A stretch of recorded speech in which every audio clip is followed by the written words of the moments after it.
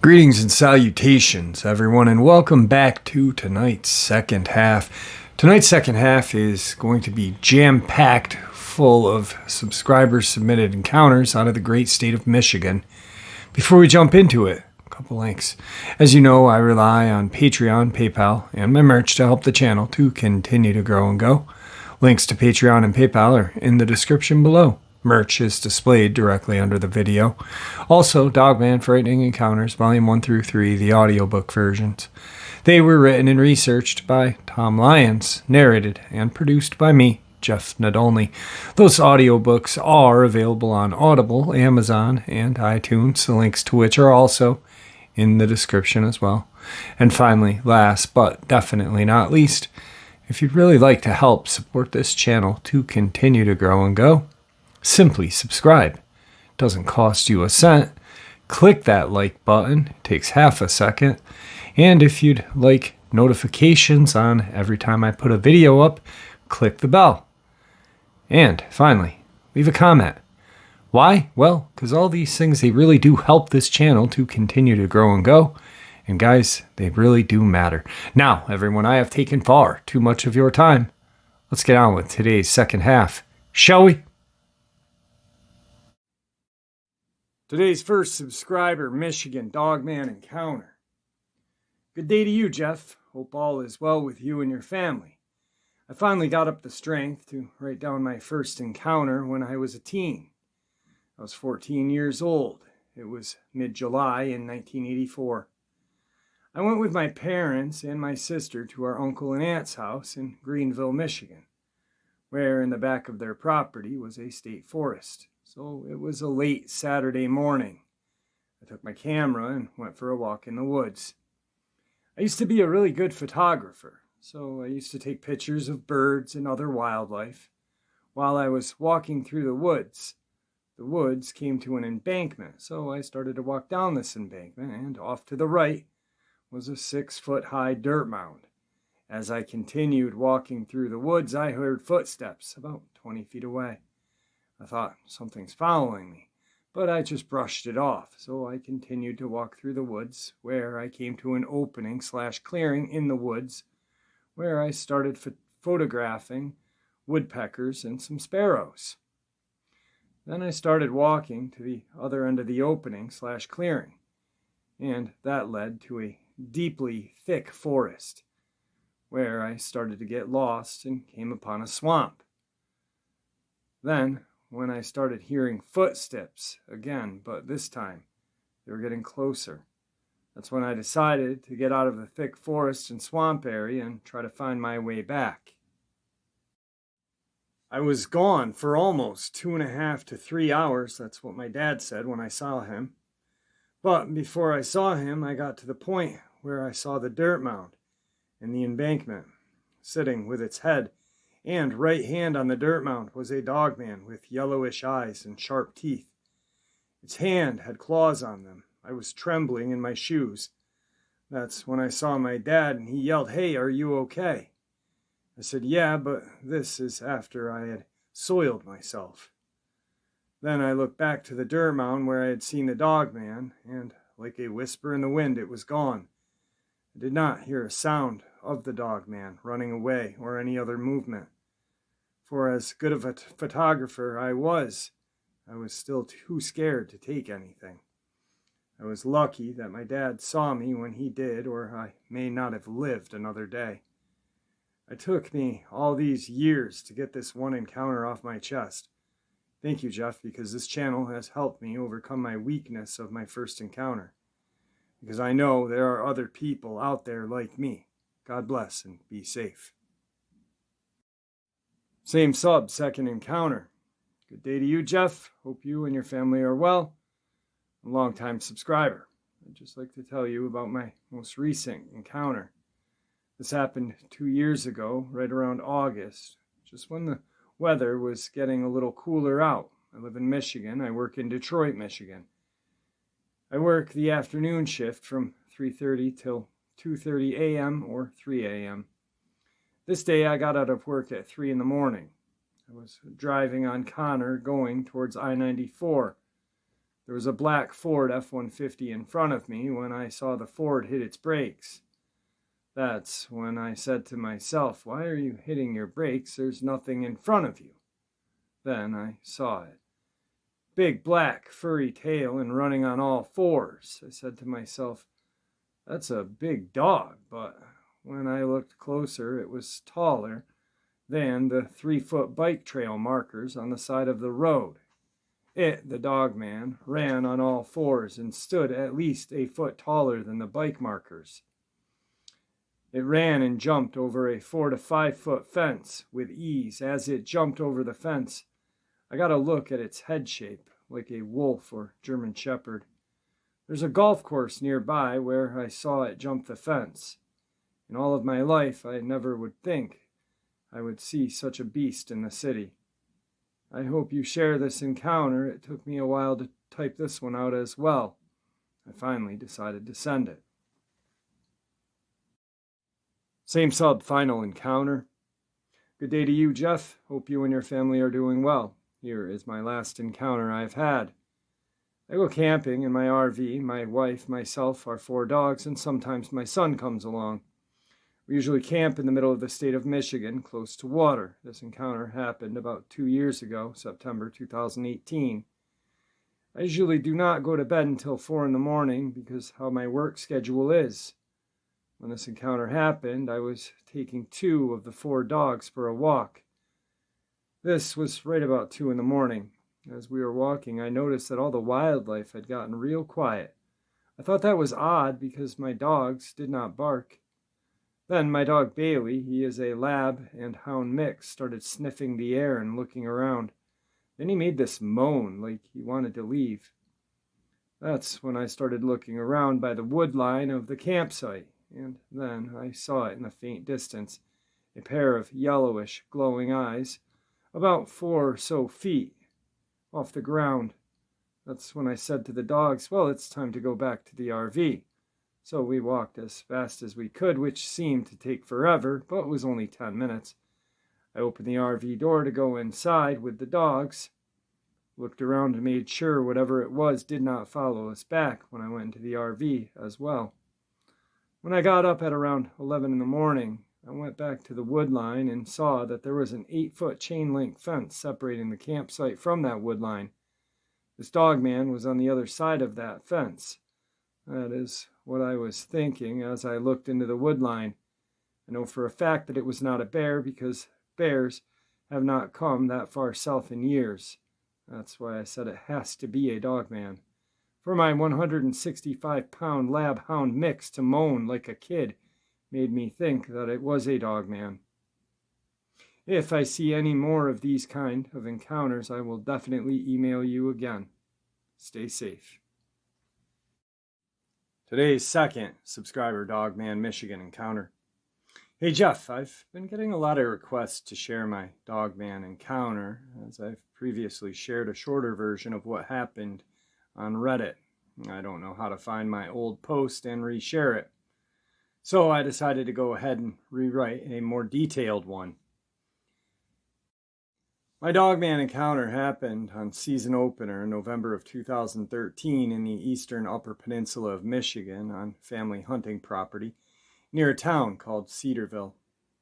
The house my husband and I were staying in up there had a large front yard, and other than that, cleared area and gravel driveway, everything else was pretty deep hardwood forest. I also want to state ahead of time that this happened around 11 p.m., so everything that's beyond the porch lights was pretty hard to see. My husband had gone outside to have a cigarette. We took our rifles out with us. Whenever we were hanging around outside, because there's bear and stuff back in that area, I was on the porch still, and my husband had gone down the steps into the yard and was facing toward me, when we heard these really heavy, slow footsteps coming up the driveway through the woods. It sounded like a really large man, but there was a weird, heavy breathing as well. And the footsteps, even though they sounded like a person, sounded heavier than anything I had ever heard walking in the woods, including a full-sized adult bear. My husband looked at me and mouthed WTF, and I was trying to figure out what it was that I was hearing, but nothing I had ever heard out there in those woods in my whole life matched the size and breathing and gait of whatever this was. I was confused, shaking my head. My husband is not a hunter and grew up in the city, so he's completely confused as well. I've hunted and tracked basically everything that's indigenous to the northern Michigan since I was small, so I was honestly terrified that this animal was a complete unknown to me by sound. It walked out of the tree line at the edge of the yard behind my husband, and it was a lot taller than he was, at least 7 foot tall or more, and I'd estimate the weight for its size to be around 400 pounds. It was on 2 legs and had super dark black fur that somehow was even darker than the nighttime dark of the woods. It was walking back and forth at that distance from us the whole time this encounter happened, but it would not step into where the perimeter of the porch light was. I had a really hard time making out its torso for that reason, but I saw a wolf-like head and a snout with pointed ears that stuck straight up, and instead of front legs and paws, it had a really disproportionately long arms and hands. It was on 2 legs this whole time, walking back and forth. I freaked out and grabbed my rifle and started shooting at it and yelling at my husband to run and get on the porch. So he did, and then he took his gun from me and told me to find something to use as a weapon and go inside and hide. I did. I got a large knife and went and locked myself in the bedroom in the closet. I could hear my husband shooting, reloading a bunch of times for about 10 minutes. He came in and told me through the closet door that the Dogman had finally run off, but he was not sure if it was going to possibly come back, so we were both pretty terrified. I ended up staying in that closet all night until sunrise with my husband guarding the door with the gun. He told me that he thought I had hit it when I was shooting at first, but the next day we didn't find any blood or hair or anything, which I thought was weird, because I really thought I must have shot or wounded it in a couple times. It moved incredibly fast, though, and was agile enough to run through the brush and stuff without really mowing it down or making a bunch of noise like big animals usually do running through dense underbrush and stuff. The whole encounter was incredibly weird and scary. My husband also said that he did see it sort of hunch over and drop down on all fours a few times while it was running back and forth at the edge of the yard. But that when it ran away for good that night, that it was running insanely fast and on 2 legs like a man. We didn't smell anything bad like a lot of people describe when they see these things.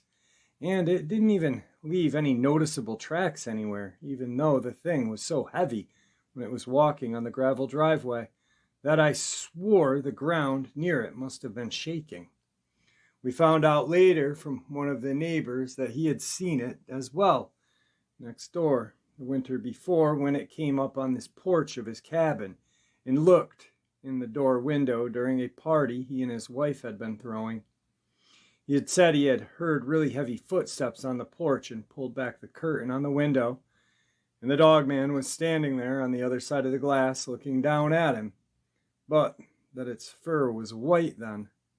I think that's possibly because there was snow on the ground still at this point of the year. My neighbor hollered at everyone in the cabin and told them what he had just seen, and everyone decided to make a run for it through the woods to his mom's house next door, since her place was a lot sturdier than a hunting cabin.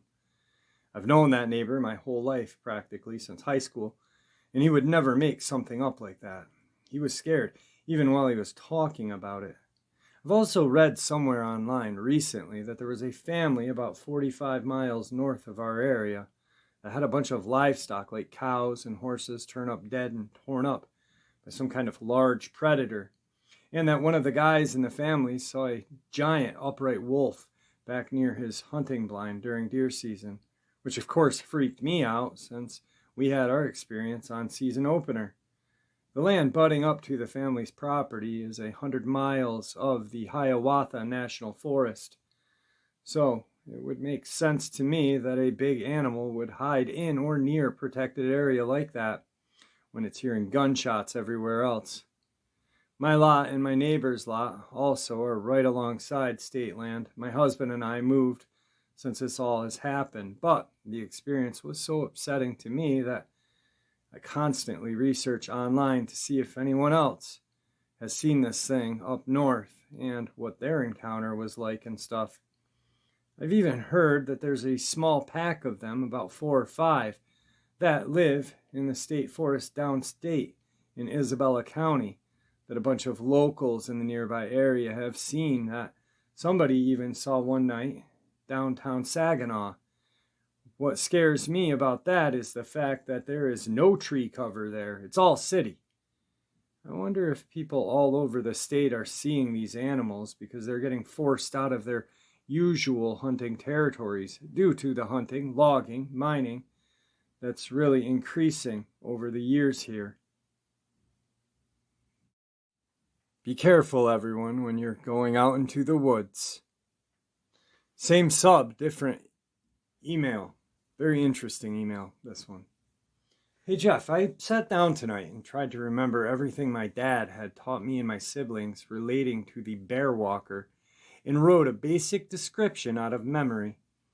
My dad passed away back in 2010, and since everything in our Ojibwe culture is taught and passed down orally, I'm unfortunately only as good as my memory now. Yes, you can start feeling senile at 38. So anyway, here goes. The bear walker, or the Makwamosa.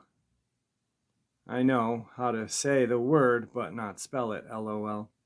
Was said to be a bad woman or man who decided to use the medicines and rituals of the Ojibwe in a corrupted way to gain personal power and or to exact revenge or get another native that they were upset at for whatever reason or jealousy of. That person who wanted to become a bear walker would have to perform a blood ritual of some sort by praying and calling on Jai Mandu, our word for the devil that basically means dark or evil spirit, and making an offering of their own soul and life as well as some blood. Not sure, but possibly their own, as well as an offering up something belonging to the intended target, like some of their hair or something like that. If their offering is accepted, then this would call up the spirit of the bear walker, and it would possess them for the rest of their life, giving them immense strength and longevity, as well as the power to cause sickness, misfortune, or death to whomever they wanted, as well as travel disguised as any animal or as a ball of flame. The form of the bear was chosen most often, though. To keep and build this power, the bear walker was expected to take lives and then to take a small piece of the body of their victim and offer it to the Jai Mandu. Some people also say that this could have been done to prevent the victim's spirit from getting revenge on the bear walker who killed them.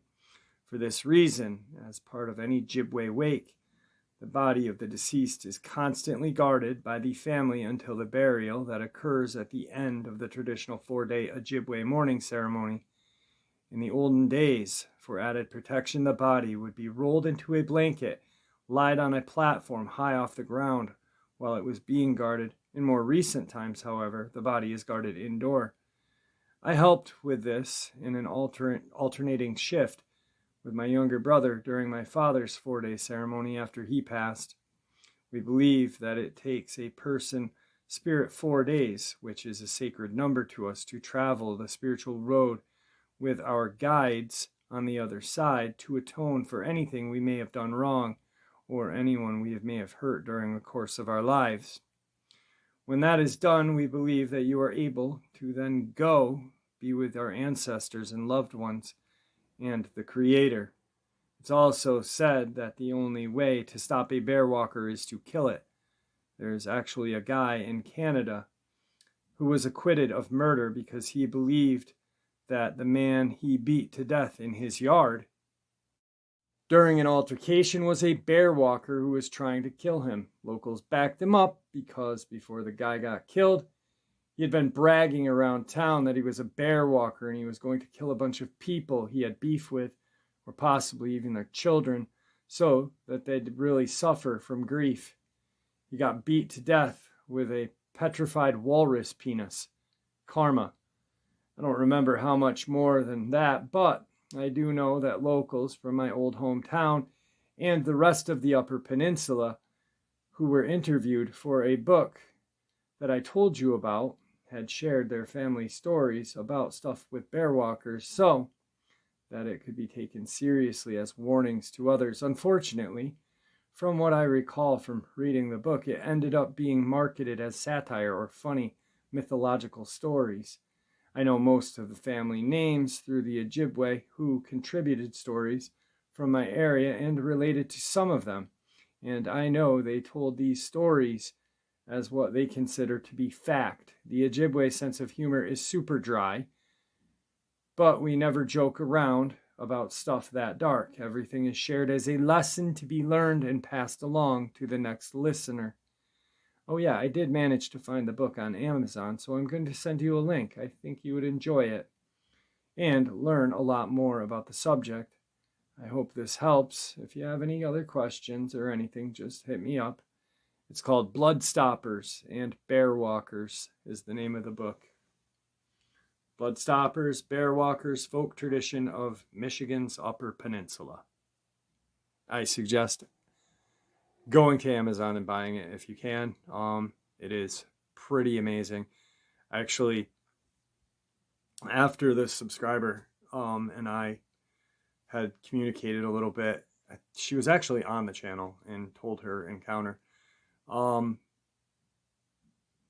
had read a thesis from an Ojibwe, and it was all about, I gotta see if I have it still. It was all about black magic, the bear walker. And I didn't realize what it was until I started reading it. And I had printed it out. It was like 30 or 40 pages long. But it was one of the most amazingly written, kind of documented history, I guess, of Ojibwe medicine and rituals and spirituality. Very cool. Today's third Michigan subscriber Dogman submission. Hey Jeff, I was never into the woods really growing up, but when I started working for a friend, everyone on his crew bow hunted, so I got a bow. This was in 2014, fall, and I shot the bow a lot that winter. And 2015, I went all over Kalamazoo, Cloverdale, Dalton, and Portage, Michigan, hunting for whitetail. The longer I hunted, the more confident I got, and all the while I'd never seen DNR officers while hunting at all, but during the summer, they were everywhere for fishing purposes. The morning/night, I had my experience. I got up at 4 in the morning and drove to Gordneck State Park area in Portage, Michigan.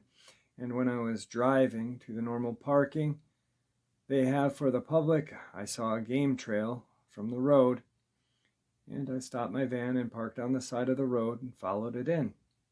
After a while, I found the normal path that was built for walking on, so I decided to go to the tree stand I knew of. In southwest Michigan, there is no need to put a stand up on public land because all the good spots already have stands in them. So I'm walking on the path and I see a tree. I'm going to walk up to it. When I grab the first stair, I realize I forgot something and turned back to walk on the path. About 100 feet back down the path, I noticed massive paw prints over the top of mine. A giant pad, 4 large toes, and 4 large claw marks on each side. And it looked like maybe 8 to 15 of them crossed here because of how many and how wide they were, like 3 to 4 at a time wide. they crossed. I am still not afraid or alarmed because this is Southwest Michigan. We have never had any predators that would bother us. I'm thinking, that's cool, and I'd walk the edge of the path where the prints came from, and nothing, no prints in the woods, so I turned around and followed them across the path to the woods. On the other side, about 10 to 15 feet across, no prints in the woods. The only prints were on the path, like they were in the trees. I was thinking, and about that time my brain started doing the math on how big something would have to be to leave prints larger than my 10.5-inch boot, like a large pizza, and pressed deep into the dirt. I realized I walked through here less than 2 to 3 minutes ago, and all the hair on my body stood up. This all happened in like 10 seconds from when I walked up, saw the tracks, until I knew I had to leave. I knew they were here somewhere. I widened the Energizer headlamp I had on my head, unbuckled my knife on my chest, and nocked an arrow. And I knew in that moment I was not going to survive whatever was going to come for me. I decided I was going to shoot the fastest shot I ever shot into a soft spot, slash with my knife, leaving enough of a mess on the trail so someone could have a clue of what happened to me. I would not be taken into the night without a trace. I just didn't want to be a missing person with no trace, no clues. That was my only goal. I was mostly listening because I couldn't see anything around me. I would step ever so slowly backward, all the while turning my head, listening for rustling of the leaves, because it was fall in Michigan, with leaves still on the ground, some leaves in the trees. My body was on full survival mode, and my senses were insanely in tune with me. I was barely breathing at all, trying to control my breathing so I would hear the attack when it came, but it never came. I creeped backward like that, looking and listening all around the whole way to the road. That was the longest walk of my life. It must have taken over an hour or two to go 1/4 mile. When I got near the road where I could see my van, I ran down the road back to my van where a DNR officer was waiting for me. I didn't have my hunting license with me, so I showed him my license and drove to my house to meet me. I showed him my license and told him of my experience. He wrote it down on his pad. I mentioned how I had seen so many coyote prints in the area and everywhere else, and how they had gotten so much larger with unlimited food and no predators. And he turned to leave, and when he was walking away, he goes, "Maybe those were coyote prints you saw." I laughed out loud and said it would have to be 1,000 pounds. He got in his truck and said goodbye, waved, and left. I didn't realize it, but I didn't go hunting again in the dark after that, and my hunting died off soon after. And I didn't consciously realize why until I heard Dogman thing while watching Sasquatch Chronicles. The officer was a Native American, and he took my report like I was telling him about a deer I just saw or something. I think he personally knows a lot about these things. He just had this calm, knowing energy about him. I would like to speak to him about whatever he had talked about. I think the only reason he said maybe coyote because I was so clueless to what it could have been, that he thought maybe he could plant that thought and I would go with it and not think something else or look further into it. And I didn't really at the time. That's what's weird. I think I didn't want to know what was out there. For a few years later, I tried to tell myself maybe I possibly dreamed it or got it from something I heard. And my sister goes, "Oh no, you'd been talking about that from way back when it happened. Don't you remember telling me?" I don't remember telling my sister back when it happened. That's weird also.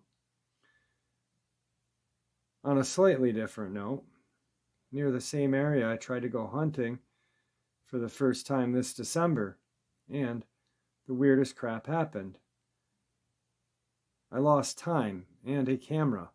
I'm still puzzled on this one, and I don't feel like typing right now. I'll tell you later if you want. And today's final Michigan, alphabetically, state by state, Dogman subscriber submission. Hey Jeff, thanks for getting back to me so quickly. Just for a little background, I am a school employee, worship leader, mother of 7 children, married 26 years, live in a small town in northern Michigan, 15 minutes from the Mackinac Bridge. I don't want to bore you with details, so I'm just being brief. I have 2 small grandchildren in my family. They're my life. I'm only trying to keep them protected since I have only started looking at channels involving Dogman and Sasquatch in the last few months. I don't have much knowledge. Here's the story. I live across from a park. It's a baseball/softball, diamonds, and playground. Literally, there is a road in the front of my house. That is the only thing keeping my yard from being part of the park. Behind the park and all around, it's hundreds of acres of woods. It's public land. There is a path that leads to a river as well. When I'm sitting on my porch, I face the baseball field that has a 2-story concession stand just beyond the field. I tend to sit on my porch all hours of the day and night. Lately, weird things have been happening. I have been seeing eye shine on the 2nd story of the concession stand. I know that sounds weird. The eyes are yellow, golden, and very large. They will appear to be looking straight at me. And then they will move from side to side. I can see when the face turns and then turns back to look at me. This has been happening for weeks. They are not there every night, but more often than not lately. My pit bull has been having odd behavior as well. When the yellow eyes are shining, he will not come outside. If he does, he will have his tail between his legs and act terrified and will not leave the porch. This is very unusual behavior for him. A few nights ago, I saw a set of red eyes and another set of eyes with the yellow eyes. They were both swaying back and forth and turning their heads side to side back at me. I get a very deep sense of dread when the eyes are looking at me. Then I was in my bedroom, which is at the back of the house, with my window open. I heard a whistle that was right outside of my window. I quickly shut the window, but I didn't see anything, and that freaked me out. I've also mentioned this to a few family members, but they're not interested in hearing about it. They think I'm off my rocker, sadly. The thing that concerns me is that my children are still living at home. They come and go at all hours of the night, and they have no fear of what could be out there. I have been learning so much from your channel and believe these creatures exist. I live in a perfect environment for them, and it seems like these things are escalating with the eye shine, and right now next to my window. All right, guys, some really terrifying encounters out of the great state of Michigan. I hope you all enjoyed them as much as I enjoyed sharing them with you. Thank you for all of your support, because without your guys' support, this channel would be nothing. Please, everyone, stay safe, happy, and healthy, and God bless.